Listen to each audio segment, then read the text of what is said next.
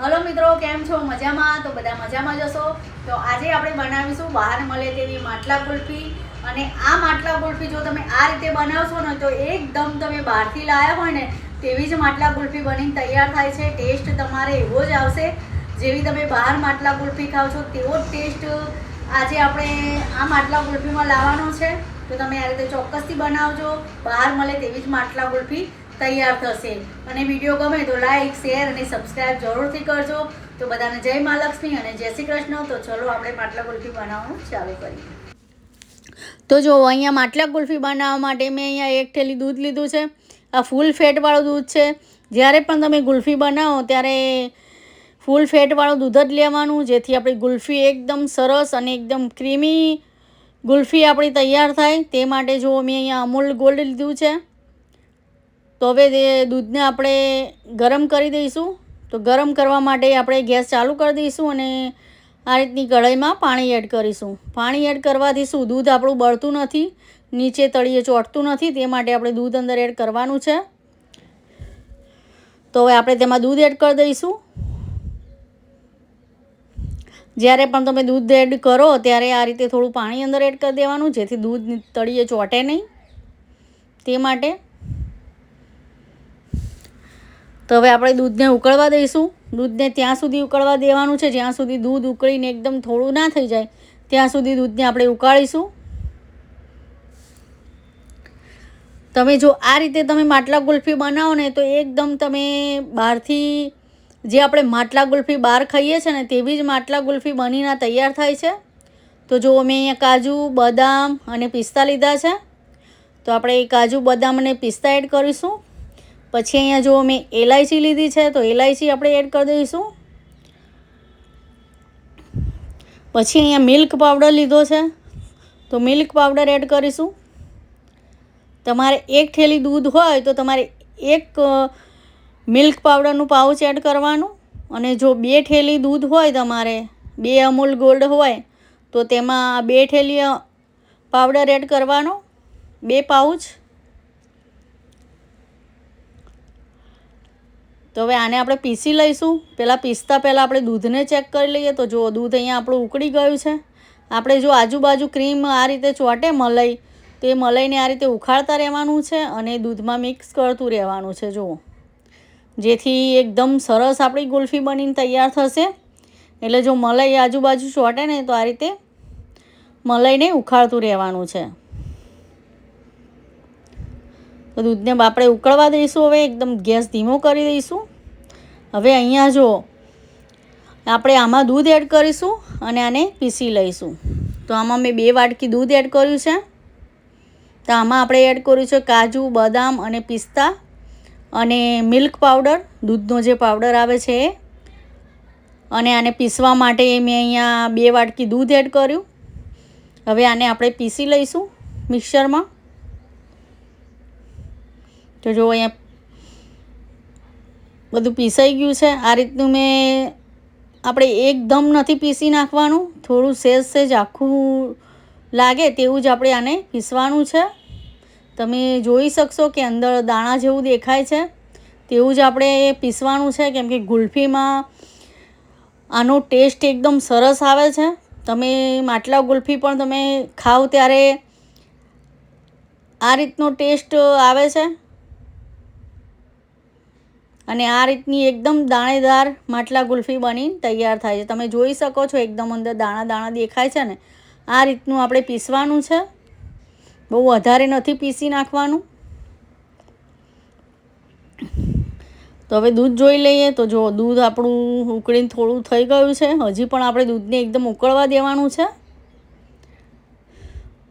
આ રીતે આજુબાજુ મલાઈને આ રીતે ઉખાડતા રહેવાનું અને દૂધમાં મિક્સ કરતું રહેવાનું. આ રીતે જો હવે આ રીતે આપણે મિક્સ કરતા જઈશું મલાઈને. ગેસ એકદમ આપણે ધીમો જ રાખવાનો છે અને દૂધને ઉકળવા દેવાનું છે.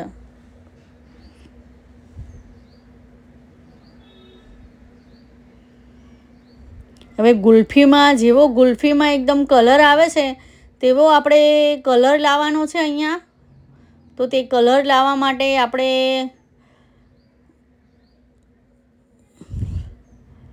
હું તમને કલર લાવવા માટે એક વસ્તુ બતાવીશ કે કલર ગુલ્ફીનો એકદમ નેચરલ કલર કઈ રીતે આવે છે. જે બહાર મળે છે અને ગુલ્ફીનો કલર હોય છે તેવો જ કલર આપણે આ ગુલ્ફીમાં લાવીશું. તો હવે જે આપણે મિક્સર બનાવીને રાખ્યું હતું કાજુ બદામ અને મિલ્ક પાવડરનું તે એડ કરી દઈશું દૂધમાં અને આને આપણે એકદમ ઉકળવા દઈશું. ગેસ એકદમ ધીમો જ રાખવાનો છે. ધીમે ધીમે જ આને ઉકળવા દેવાનું છે.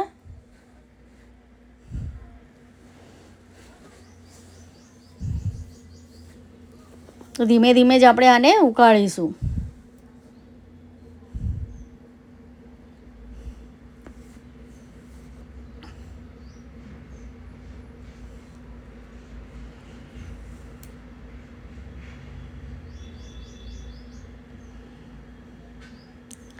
તો દૂધને આપણે ઉકળવા દઈશું ત્યાં સુધી. હવે જો એકદમ આપણે કલર લાવવા માટે આ રીત અપનાવી ખૂબ જરૂરી છે. આ રીતે જો તમે ગુલ્ફી બનાવશો ને તો ગુલ્ફીનો કલર એકદમ બહારથી લાવ્યા હોય ને તેવી જ ગુલ્ફી બનીને તૈયાર થશે. તો જો આપણે 2 વાટકી ખાંડ લીધી છે. અહીંયા આપણે સહેજ જ અમથું પાણી એડ કરવાનું છે કેમ કે ખાંડને આપણે એકદમ ઓગળવાની છે અને તેનો કલર બદલવા દેવાનો છે.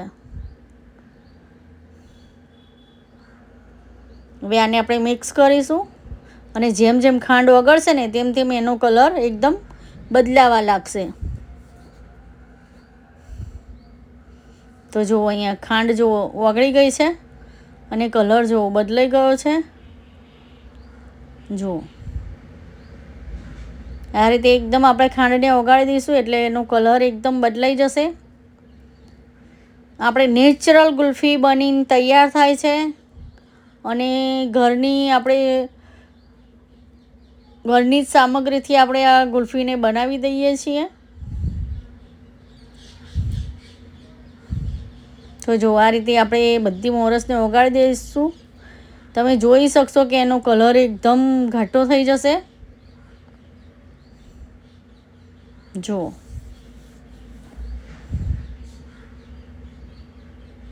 આ રીતે આપણે મોરસને ઓગાળી દેવાની છે ખાંડને. તો જો ખાંડ બધી અહીંયા ઓગળી ગઈ છે. હવે આપણે તેમાં 1 વાટકી દૂધ એડ કરીશું. દૂધ એડ કરવાથી આપણે ડાયરેક્ટ એડ નથી કરવાનું. આને આપણે આની અંદર દૂધ એડ કરવાનું છે.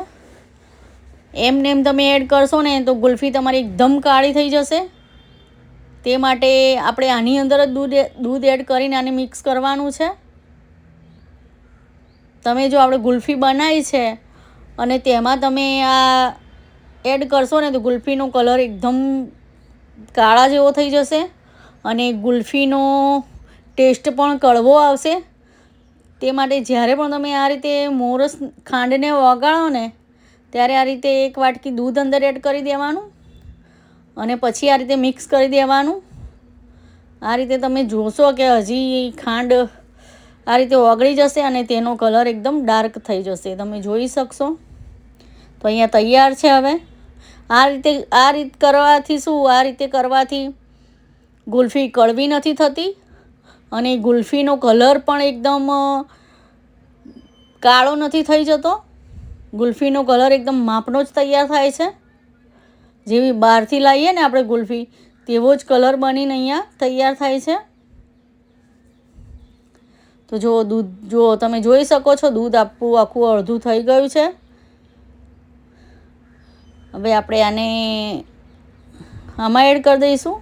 તમે જોઈ શકશો ખાંડ એકદમ ઓગળી ગઈ છે અને જો આપણી ગુલ્ફીનો નેચરલ કલર અહીંયા તૈયાર છે. તમે જોઈ શકો છો.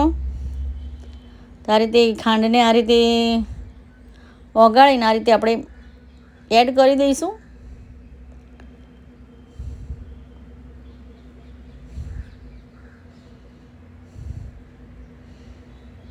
તમે ગુલ્ફી બની જાય એટલે તમને લાગશે કે ના બહાર મળે તેવી જ નેચરલ ગુલ્ફી અહીંયા તૈયાર થઈ છે.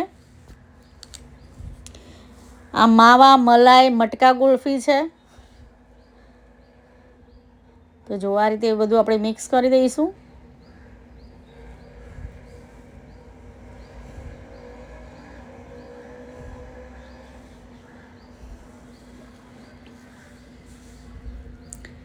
તમારા જોડે મોલ્ડ ના હોય તો તમે કપમાં પણ આ રીતે ગુલ્ફીને બનાવી શકો છો. તમે જોઈ શકો છો કે આ રીતનો કલર કેવો બદલાઈ ગયો છે. જો બહારથી આપણે ગુલ્ફી લાવીએ ને તેવો જ કલર અહીંયા થઈ ગયો છે. અને મલાઈ પણ તમે જોઈ શકો છો દૂધની, એકદમ મલાઈદાર આપણી ગુલ્ફીનું બેટર અહીંયા તૈયાર છે ગુલ્ફી બનાવવા માટેનું. તો હજી આને આપણે ઉકળવા દઈશું એકદમ, અને આને થોડું ઘટ્ટ થવા દઈશું. અને એકદમ ઘટ્ટ થવા દેવાનું છે, તો જ આપણી ગુલ્ફી એકદમ મલાઈદાર તૈયાર થશે.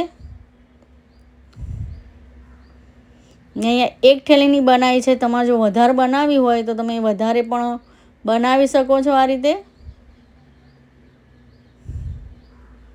તો જુઓ, જો તમને વિડીયો સારો લાગે તો મારી યુટ્યુબ ચેનલને લાઈક, સબસ્ક્રાઈબ અને શેર જરૂરથી કરજો. કમેન્ટ કરીને મને કહેજો કે તમને આ રેસિપી કેવી લાગી. અને મારી રિક્વેસ્ટ છે કે સબસ્ક્રાઈબ તો જરૂરથી કરજો. તો જો આ રીતે આપણે દૂધને હજી પણ ઉકળવા દઈશું, જ્યાં સુધી દૂધ એકદમ થોડું ના થઈ જાય, ઘટ ના થઈ જાય એકદમ જાડું, ત્યાં સુધી આને આપણે ઉકળવાનું છે. જો આ રીતે દૂધને આપણે ઘટ થવા દઈશું. તમે જોઈ શકો છો.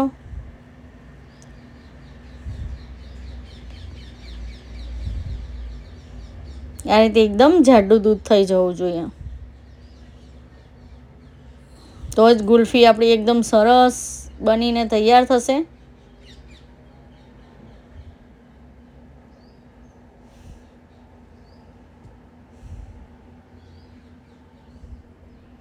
જો આ રીતે નીચેથી ચોંટે નહીં તે માટે આ રીતે મિક્સ કરતું જવાનું છે, જેથી નીચેથી આપણે મિલ્ક પાવડર અને કાજુ બદામ એડ કર્યા છે ને તે નીચેથી ચોંટી ના જાય તે માટે આ રીતે મિક્સ કરતું રહેવાનું છે.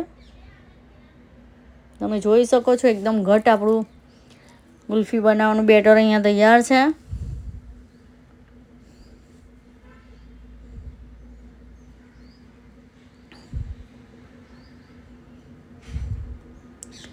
હવે આપણે આને ઠંડુ થવા દઈશું. આને ઠંડુ થવા દઈને જ મોલ્ડમાં ભરવાનું છે.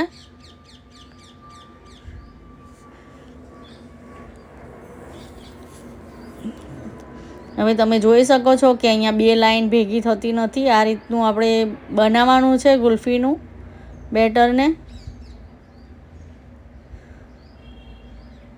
તો હવે આપણે ગેસને બંધ કરી દઈશું અને આને આપણે ઠંડુ થવા દઈશું. તો જો અહીંયા ગુલ્ફીનું બેટર ઠંડુ થઈ ગયું છે. તો મેં અહીંયા જો આ રીતના કપ લીધા છે. તમારા જોડે જો આઈસ્ક્રીમનું મોલ્ડ હોય તો તેમાં તમે ભરી શકો છો ગુલ્ફીનું કે આઈસ્ક્રીમનું. મારા જોડે નથી એટલે હું આ રીતે બનાવું છું ગુલ્ફી. મેં આ રીતના કપ લીધા છે જુઓ કાગળના. તો હું આમાં જ ગુલ્ફીને બનાવીશ. જો આ રીતે આપણે બધા કપને ભરી દઈશું.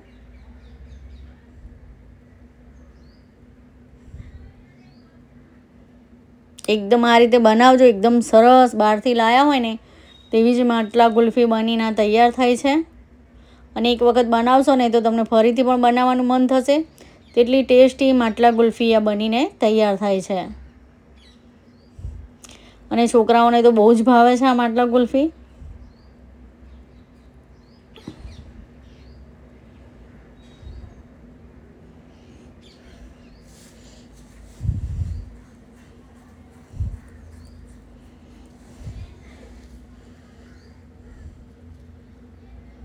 તો જો અહીંયા બધી માટલા ગુલ્ફી આપણે આ કપમાં ભરી દીધી છે.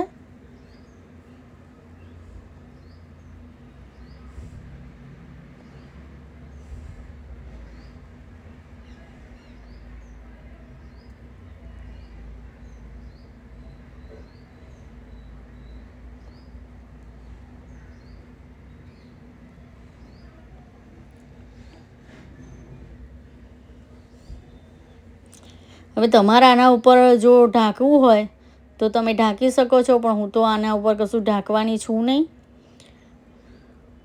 હવે આપણે આ રીતે સેટ કરી નાખીશું ગુલ્ફીને. જો આ રીતે આ રીતે થપથપાવાથી શું ગુલ્ફી સરસ એકદમ સેટ થઈ જાય છે, એકદમ બેસી જાય છે સરસ તેનું બેટર. તો આ રીતે બધા કપને આપણે આ રીતે થપથપાવી દઈશું. જો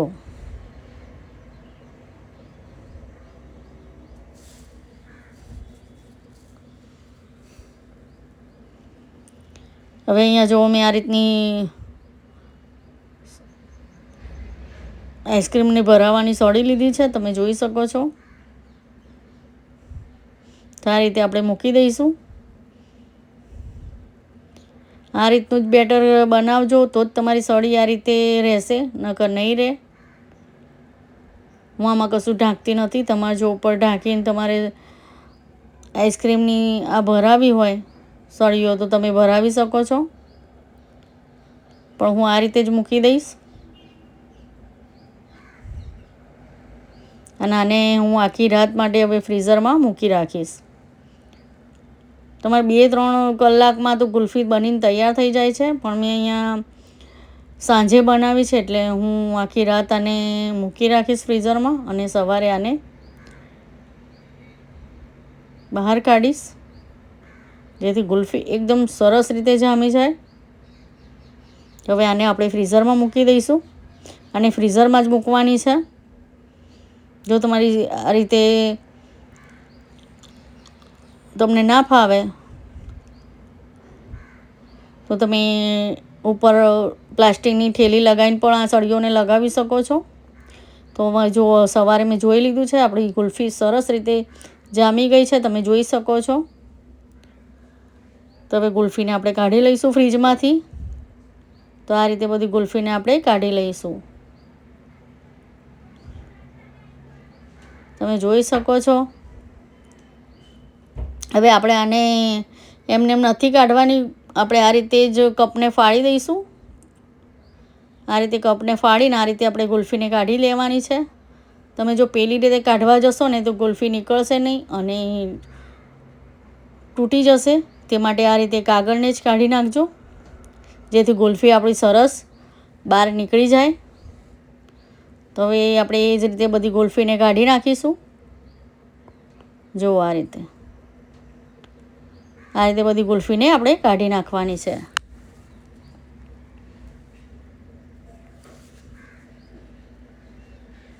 તમે જોઈ શકશો કે કેવી સરસ મજાની માટલા ગુલ્ફી તૈયાર થઈ છે. તમે જોઈ શકશો એકદમ દાણેદાર, જેવી બહાર મળે તેવી જ એકદમ દાણેદાર માટલા ગુલ્ફી બનીને તૈયાર થઈ છે. તમે જોઈ શકો છો. તો આ રીતે ચોક્કસથી બનાવજો. ખૂબ સરસ માટલા ગુલ્ફી બનીને તૈયાર થાય છે. તો આ જ રીતે આપણે બધી ગુલ્ફીઓને કાઢી દઈશું.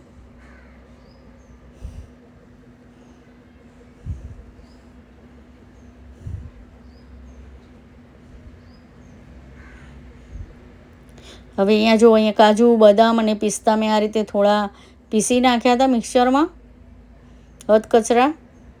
તો હવે આપણે કાજુ, બદામ ને પિસ્તા એડ કરી દઈશું ગુલ્ફી ઉપર, જેથી ઓર પણ ટેસ્ટ એકદમ સરસ આવે. આ રીતે આપણે ગુલ્ફી ઉપર એડ કરી દઈશું.